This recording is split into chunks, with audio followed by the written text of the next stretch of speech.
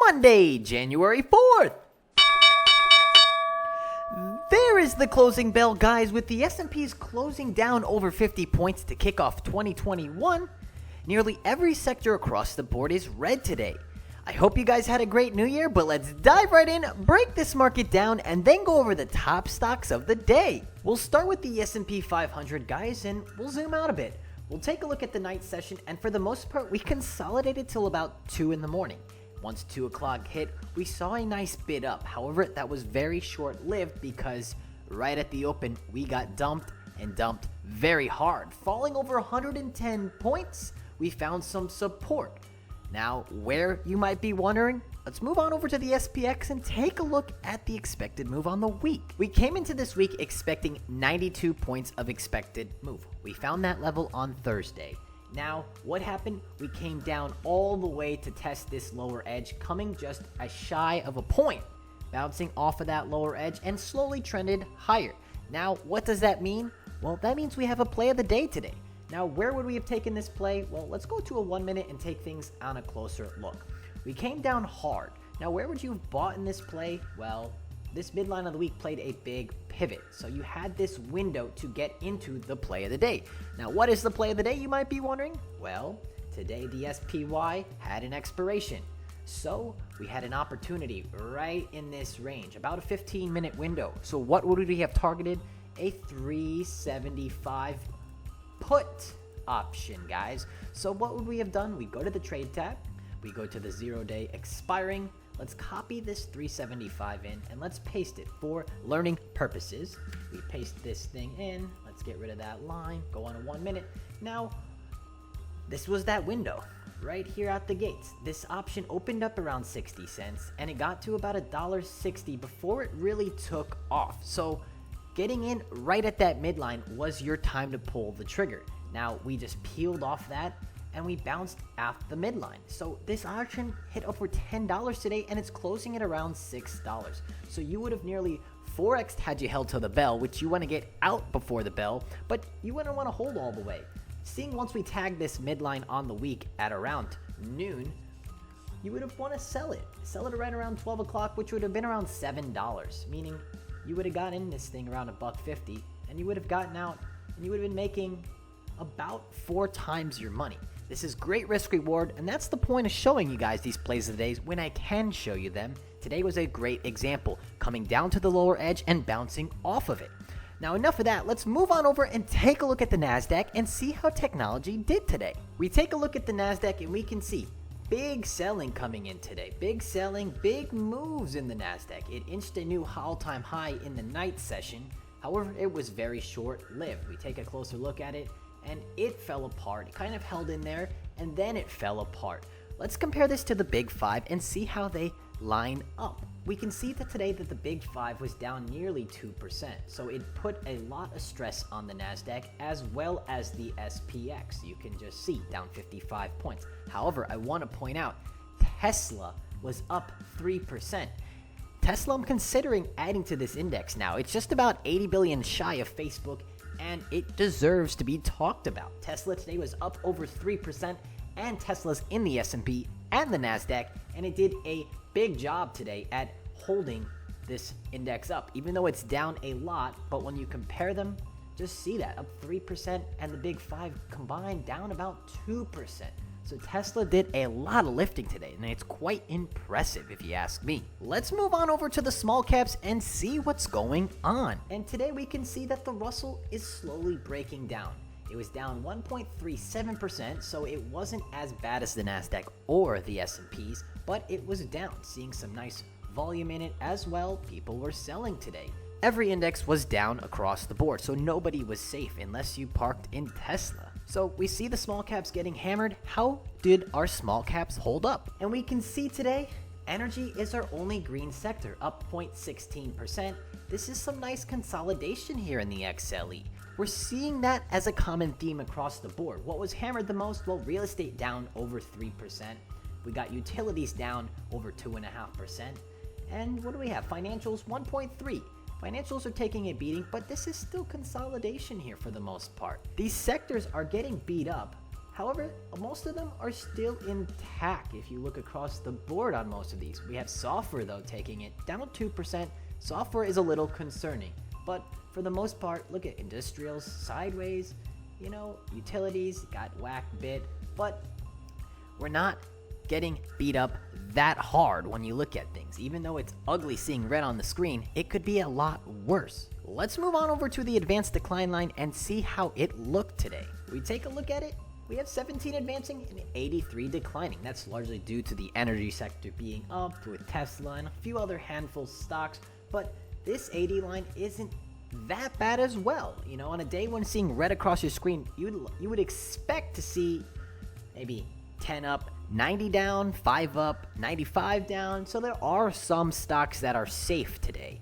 However, will the selling continue into tomorrow? With equities getting beat up today, how did the bonds hold up? And we can see that the bonds were about flat on the day, down about 0.05%, but for the most part, these bonds have been consolidating here around this 173 level. When we throw it on a volume profile, this 173 level is playing a big magnet for these bonds. They can't seem to break from this level. Bigger picture here, the bonds are at an ultimate deciding point. Are they going to break up or are they going to break down? Now when we look at the TNX today was flat. However, this is still consolidating here. To see the TNX drop would mean that the bond price is rising. Now, for the TNX to rise, that would mean bond price falling. So we'll see what happens here. However, this consolidation is quite scary. Let's move on over to the VIX and see how volatility did. We take a look at the VIX futures and they're up over 10% today. Some nice volume coming in here. And then when you take a closer look on the day, this was bid up when we were falling and it held intact. It didn't give it up exactly. We held up this line pretty strong and it's going to be something to look forward going into tomorrow's session of trade. How did the VVIX do? Well, looks about the same. Got a sharp bid up and it held its ground around the 124 level. Bigger picture here, the VVIX is elevated, guys. The question becomes, are we going to see another leg up? Can we see the 130s? Can we get into this 140 range? I don't know. However, we do have a big Senate runoff tomorrow, and with the Dems winning, that would give them control of the House, Senate, and presidency, making it very easy to get deals done throughout Congress, meaning Biden wants to pass deals, it could be stimulus galore. Let's move on and take a look at the dollar and see how our commodities did today. We can see that the dollar index is down 0.06%, so it's putting a green handle in here, and this 90 level is giving it some sort of fight. We take a closer look at it, it bid up when the market was falling, and it kind of just shuffled sideways here. Bigger picture, how did our metals do? Well, gold is on fire today, up over $50, and gold is looking to break out and wants to knock on that door to the 2,000 level. I think we're going to see 2,000 gold here very soon, if you ask me, and knocking on the door to an all-time high very soon. How did silver hold up today? Well, silver led gold up 3.6%, and silver is putting in a very nice cup as well. Look for these metals to continue to rise going into 2021. Gold did 25% last year. I think it can repeat again this year, outperforming the S&P 500. And last but not least, we have Bitcoin. What do you know? Up again, hitting 34.1K. Now, it is down. It's very volatile. We take a closer look at this thing. Bitcoin fell to 28.4 and back up. The question becomes, can Bitcoin continue to make all-time highs? I don't know. We could be in for a sizable pullback. However, they're very short-lived. I'm looking for around the 24K range to play a very strong support. You can see we would fill that futures gap, and I think there's a lot of institution money waiting to get in at these levels between 24 to 20K. If we get somewhere in this range, I am a big buyer. I'm willing to load a lot into Bitcoin because I believe in it, quite frankly. There you have it for the stock market breakdown. Going into tomorrow, we have a big runoff in Georgia.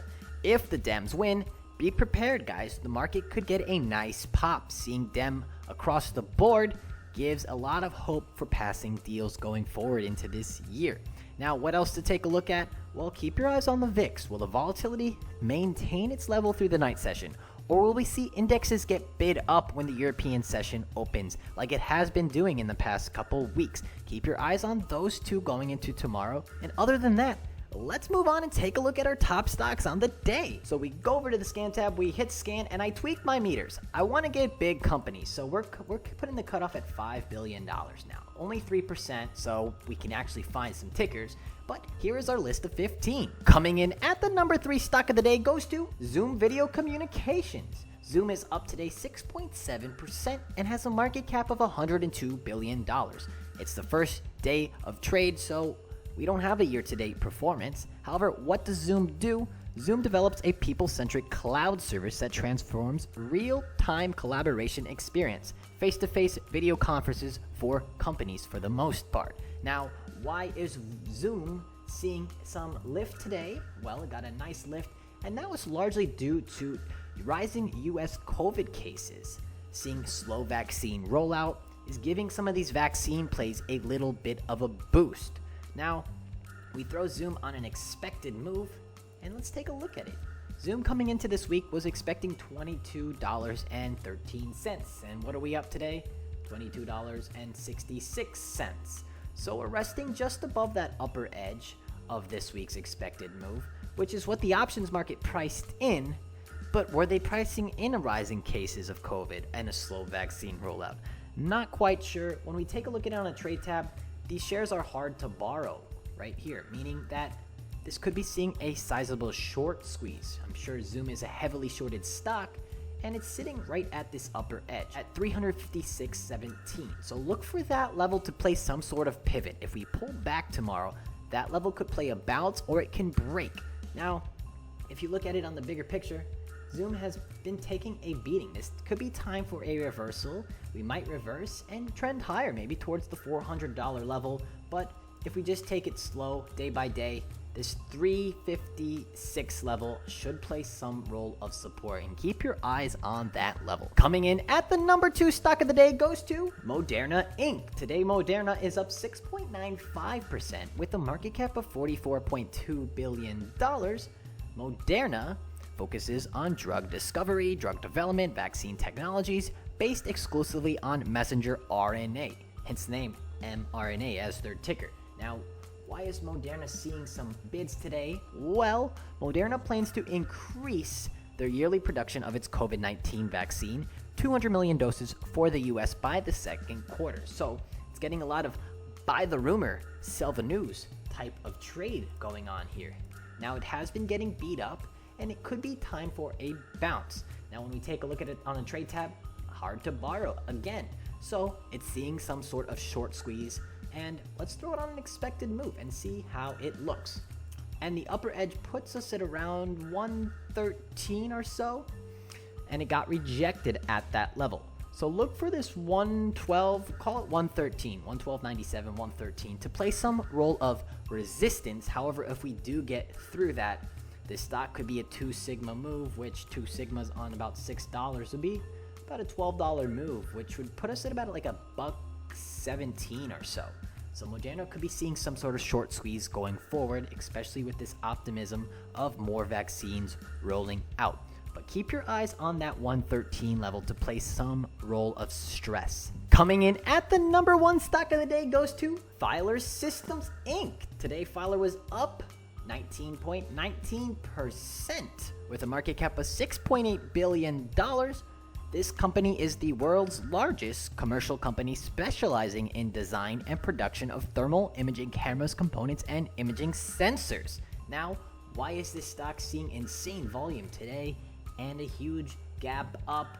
Well, we take a look at it on the day, and we found what happened. Teledyne, TDY, acquired it for $8 billion in cash and stock for $56 a share. Now, when you have a takeover, the acquiring company normally sees a dip in price due to debt and financing to make this purchase. So let's take a look at Teledyne. So DYN, and we put it on a daily, and we can see the stock was down about 7.5%.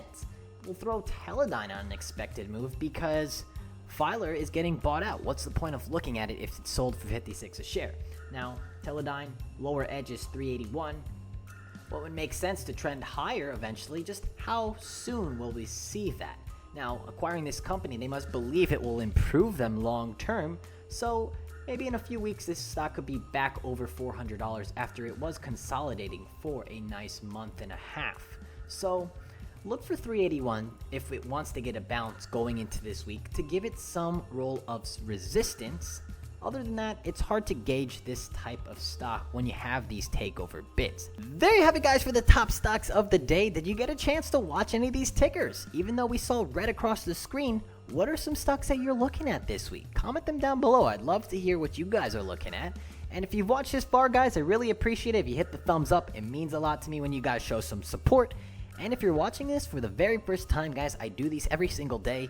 I really enjoy doing them. Show some love, hit the subscribe button, guys. It will really make my day. But on that note, guys, have any comments, questions, concerns, feedback, leave them down below. I'd love to hear that. I will see you in tomorrow's video. Take care. Peace.